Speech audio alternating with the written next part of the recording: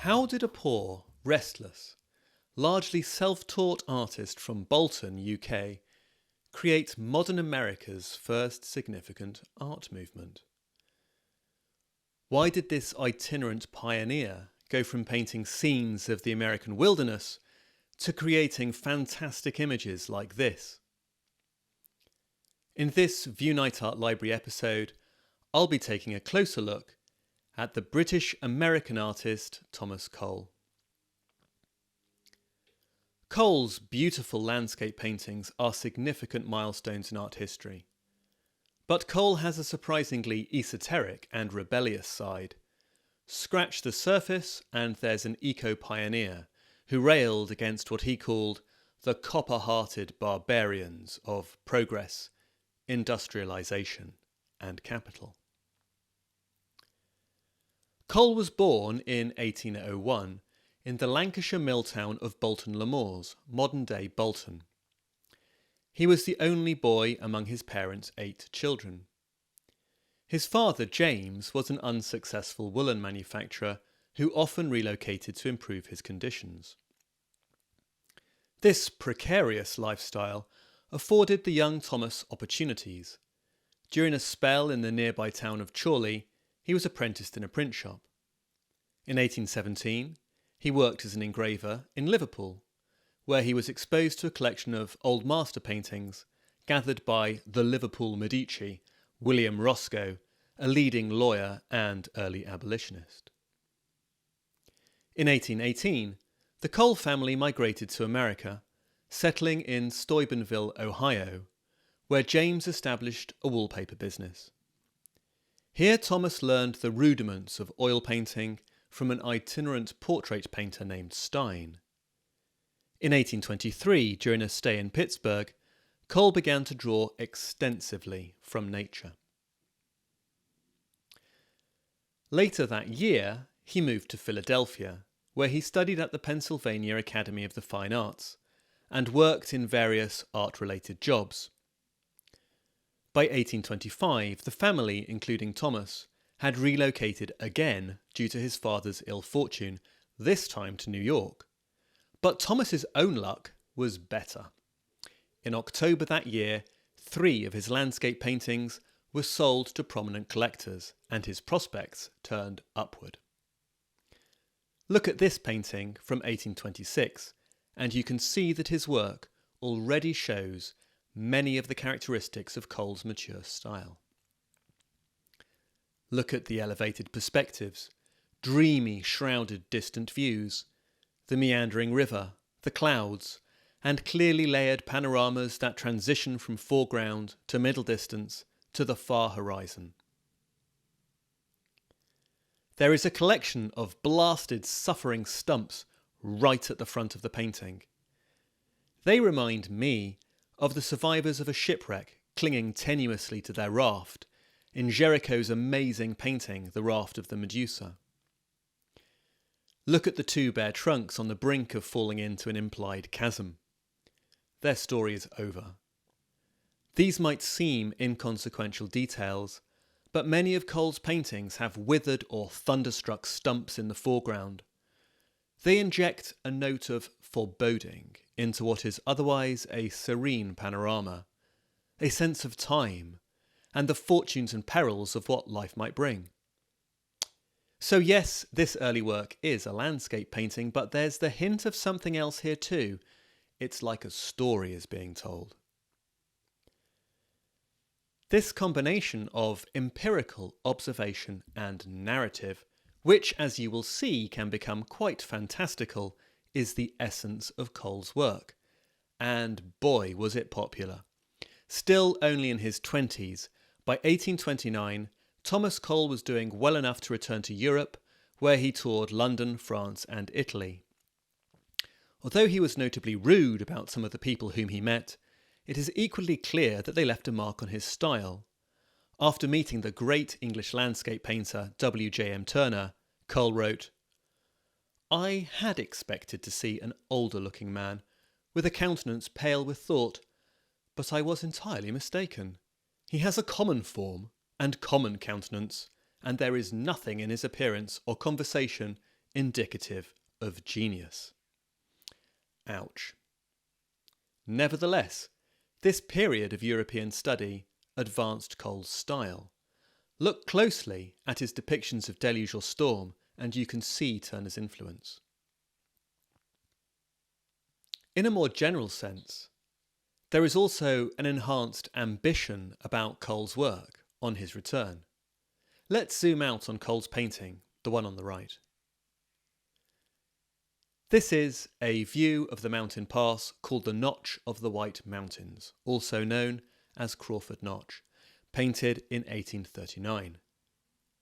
Do you see the withered trees again? I previously intimated that there was something figurative about Cole's trees, as though they are symbols of human vulnerability in the face of an indifferent nature and the relentless passage of time. Here in this apparently idyllic autumnal scene, we can see some stumps felled for human use. But don't some of the other trees again look like the blasted bare remnants of an elemental catastrophe? The storm threatening the scene hints at this, but what about that geological notch? Looking closely, you can see a stagecoach approaching the V-shaped fissure. On the one hand, this seems as though the violence of nature has rent the mountain asunder. But it also looks to me like the notch might smash together like a vast rocky vice and crush the coach and its inhabitants. Now, if you think I'm investing too much of my own imagination in the painting, consider this.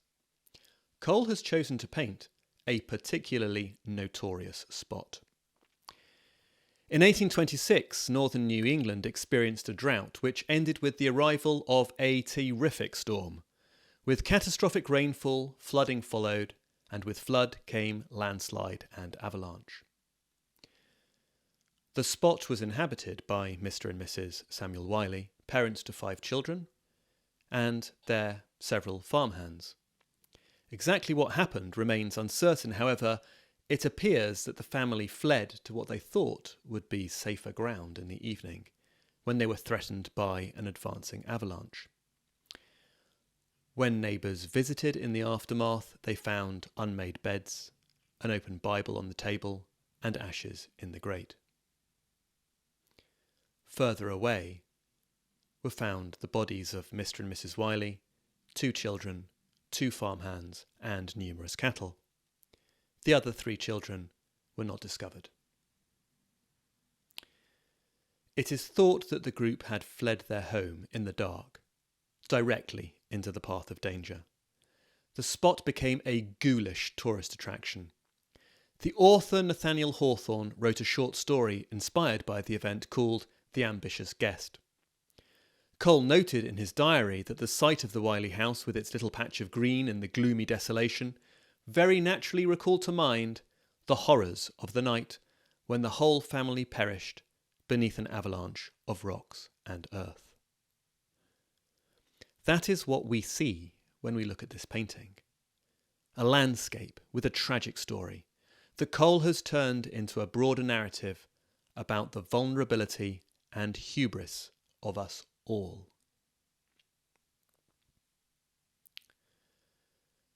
Despite Thomas Cole's itineracy, he is associated with a particular place, the village of Catskill in Massachusetts, and particularly with the Hudson River, which flows from north to south through eastern New York. Indeed, he influenced a whole school of painters who came after Cole's death to be called the Hudson River School. But this man, whose work is so hugely influential on American painting, was not born American, nor was he, until he returned from his final European tour of 1842, particularly settled. So why is he considered so rooted in an essential American experience? To answer this question, we must look at Cole's legacy and then return to his youth. Thomas Cole is renowned as the founder of the Hudson River School, modern America's first significant artistic movement. Like many art movements, the name came much later. It is not a term Cole used, but there is a remarkable cogency about his legacy, and his influence on a younger generation of artists was profound. Several of these men became influential figures in America's youthful and burgeoning art world. One of his earliest acolytes was Asher Brown Durand, who accompanied Cole on sketching trips in the 1830s. By the late 1830s, Durand had risen to be president of the National Academy of Design.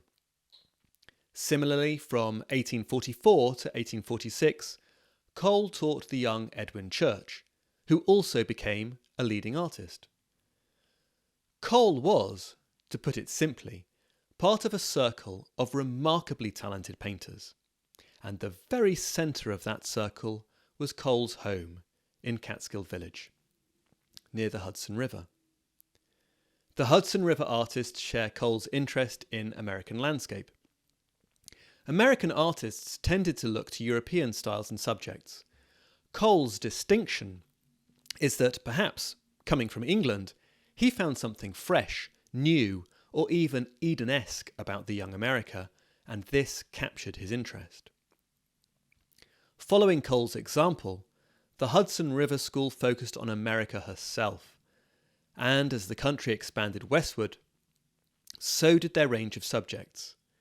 Eventually, these artists painted scenes from Canada's Arctic Circle down to Latin America. But in their early days, they focused on the scenery around the 6 states of New England and New York, particularly the Hudson River. So despite Cole's peripatetic life, this is one reason he is associated so profoundly with a particularly American experience. Cole's embrace of American scenes was pioneering, thus he is considered particularly American. The other reason is Cole's rejection of Europe, especially an idea of European industrialisation and progress. To understand that, we need to turn again to his youth. Cole was born in Bolton, an industrial town near Manchester. Manchester itself was the world's first modern city, and the epicentre of the manufacturing revolution of the 19th century. So Cole understood at first hand exactly what industrialisation was like. He had witnessed his father's struggle to make a dignified living. The early 19th century was a time of violent social change caused by rapid industrialisation, unemployment for many workers, and for those in employment, the imposition of harsh and controlled working conditions. The artist was 10 in 1811 when the machine-breaking disturbances called the Luddite riots erupted in Nottingham. In 1812, the government made destroying mechanised looms a capital offence. That means it's punishable by death. Contemporary attitudes to this period are evident in the Anglo-French painter de Loutherbourg's painting of Coalbrookdale by night. This is a painting of industry, but it is also a vision of a rural landscape that has been transformed into a kind of hell. The ruby roar of the smelting furnaces glowering like something from the apocalypse at the centre of a scene of smouldering despoilation. Indeed, this transformation of the British landscape can be seen in other artists' work. For instance, in Turner's paintings of steamships and railways, in which the smoke from a train's funnel seems to merge with the swirling atmospheric conditions of a coming storm. But look at Cole's painting. You can see none of this. So what's going on here? Well, 2 things. Firstly, America at this time was developing from east to west, so artists like Cole could still quite easily discover genuine wilderness in the American landscape in a way that was virtually impossible in England. But there is also some heavy selection in Cole's work. Even when painting landscapes with evidence of settlement and modern infrastructure, Cole tended to edit. So not only is he selecting scenes of relative wilderness, but where he sees the railroads of progress, he cuts them out. Cole was deeply affected by what he saw as a child in England. By contrast, the American wilderness was romantic, monumental, and above all, untainted by progress. As Cole aged, he became devoutly religious. He regarded nature as God's living testament and the march of industrialization as a fall from grace. This is view from Mount Holyoke, Northampton, Massachusetts, after a thunderstorm. It's known more simply as the Oxbow. At first glance, the painting contrasts nature on the left in the form of the elements, an ancient forest, and again a shattered tree, and on the right, pastoral civilization with its neatly ordered fields. Cole painted many scenes realistically, from direct observation. In this painting, he's even shown himself at work, at an easel, and nearby, in a strange arrangement suggestive of a ship, you can see the artist's stool, a parasol, and a bundle of drawings. Painted 3 years before the Notch, it has a fair bit in common with this painting. The same threatening clouds on the left of the painting, and a sense that the pastoral scene on the right is somehow fragile and threatened. The massive scale of the thunderstorm mocks the frail wisps of smoke that lift from the homestead chimneys in the plain. Again, just like the Notch, there is a curious detail on which the painting pivots. Look carefully in the distance, and you will see a wooded hill, and this shows some logging scars. It's been noted that these scars spell out the name Noah in Hebrew letters. There's an element of conjecture about this. Without other evidence, such as letters or diary entries, one cannot claim to know what is in an artist's mind. But I think this is a deliberate reference to the Genesis flood narrative, in which God instructs Noah to build an ark, so that a world corrupt and filled with violence can be flooded and returned to a better, more peaceful and worshipful state. Looking at this painting, it's clear what would be erased by such a catastrophic flood. All of those neat farms in the plain below. All that would remain would be America's native landscape. Perhaps that's why the artist is up the mountain, adjacent to a structure so oddly reminiscent of a sailing vessel. Cole's ambition was to paint, in his words, a higher style of landscape, a cross between landscape and history painting. Knowing this makes his overtly epic fantasies seem less surprising and more consistent with his body of work. Suddenly, even this painting, the Titan's Goblet of 1833, starts to make a little sense. Art historians have suggested that this, Cole's most enigmatic painting, alludes to Greek or Norse mythology, or alternatively, even that it's a landscape painter's quirky take on still life. There is no clear consensus. But there are broad themes in this painting that are consistent with his work as a whole. Notice that the landscape is rugged and uninhabited, except where the water splashes down from the goblet. And look inside the goblet itself and you'll see that it is a cradle of civilization, holding sailing vessels and buildings. But the theme of human fragility is present here again. Notice how precarious the goblet is, its foot poking over the cliff's edge. How easily might the Titan knock it over and destroy its fragile community.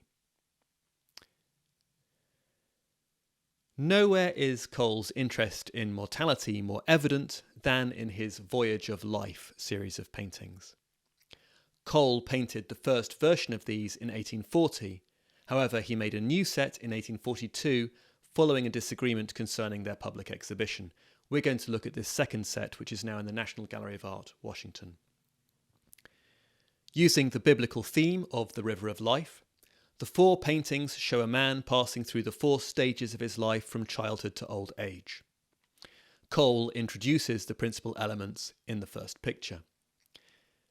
In the centre of an ornate boat, we meet the infant, surrounded by flowers, in a state of naive expectation. His guardian angel steers his vessel. Behind them is a foreboding landscape, a face of rock. Before them, as they sail towards the sunrise, lie hope and promise. But look at the boat's figurehead. She holds an hourglass. In the second painting, we see the man as a youth. His guardian, no longer steering his life's course, remains close at hand. In the distance is a mirage of a city, the hopes and expectations of life depicted in a strange and somewhat orientalised manner. The landscape here is more extensive and expansive, but the river has more twists and turns.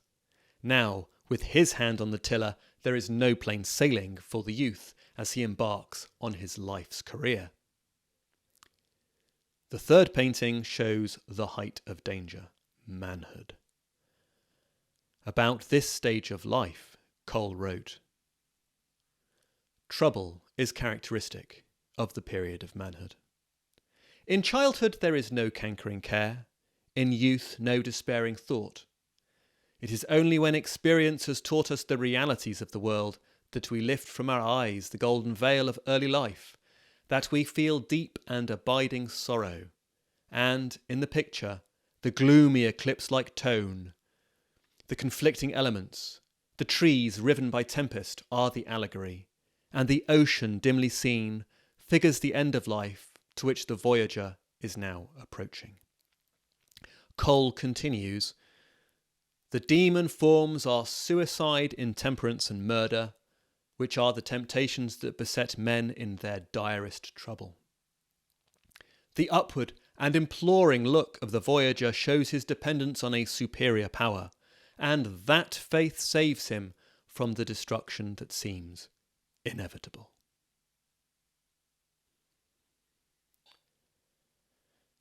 Old age shows the ravages of time. The golden angel has been knocked from the ship's prow and the hourglass is no more. Time has run out. The old man sits in the back of the boat, praying for salvation as he faces an ocean of eternity. We turn again to Cole's own words. "The chains of corporeal existence are falling away, and already the mind has glimpses of immortal life."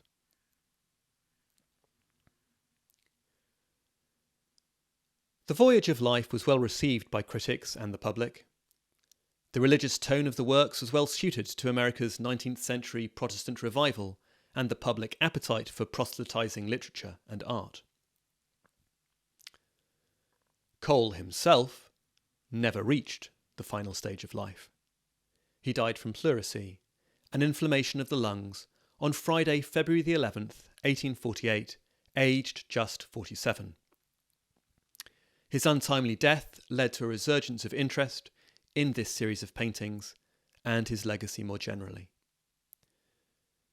During his memorial event in New York, a leading voice, William Cullen Bryant, mourned that much is taken away from the charms of nature when such a man departs.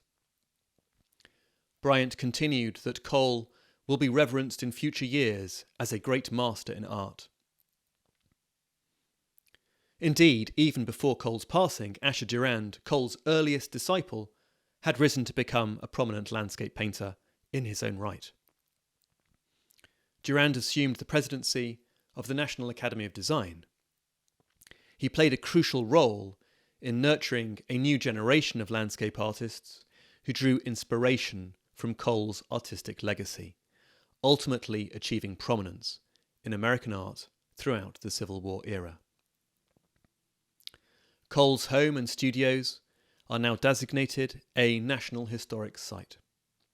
His fame is such that this poor lad from Bolton in the United Kingdom even has the fourth highest of the Catskill Mountains named in his honour.